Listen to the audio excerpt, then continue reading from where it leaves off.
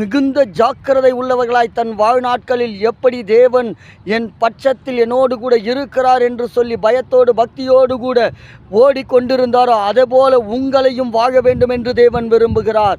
எத்தனை பேர் இன்றைக்கு முடிவெடுக்க போறீங்க? என் பார்வையில் பரிசுத்தம், என் பேச்சில் பரிசுத்தம், என் நடக்கையில் பரிசுத்தம்.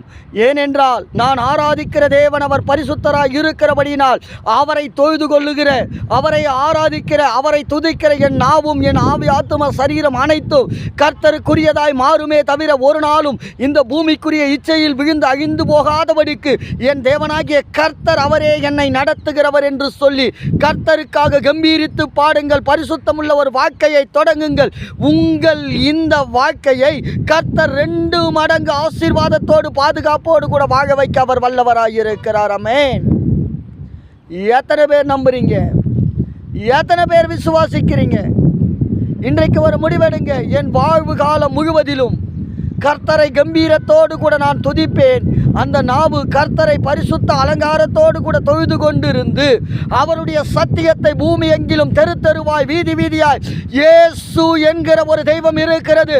அந்த தேவனே அவர் உலகத்தை ரட்சிக்க வந்தவர். அவரே பாவத்திலிருந்து பரிசுத்தமாய் வாழ கற்றுக் கொடுத்தவர். தன்னுடைய வாழ்வு காலத்தில் பரிசுத்தத்தோடு கூட வாழ்வது எப்படி என்று ஒவ்வொரு நிமிஷமும் எங்களுக்கு கற்றுக் கொடுத்து சென்றிருக்கிறார். அவரை தொழுது கொள்ளுகிற நாங்களும் எப்போதும் பரிசுத்த அலங்காரத்தோடு கூட எங்கள் வாழ்க்கையை நடத்துவோம் என்று சொல்லுங்க. உங்க வாழ்வு காலம் மிகுந்த ஆசீர்வாதத்தோடு, இரட்டிப்பான நன்மையோடு, மிகுந்த பாதுகாப்போடு கூட இருக்க கர்த்தராகிய யெகோவா தேவன் அவர் உதவி செய்வார். ஆமென்.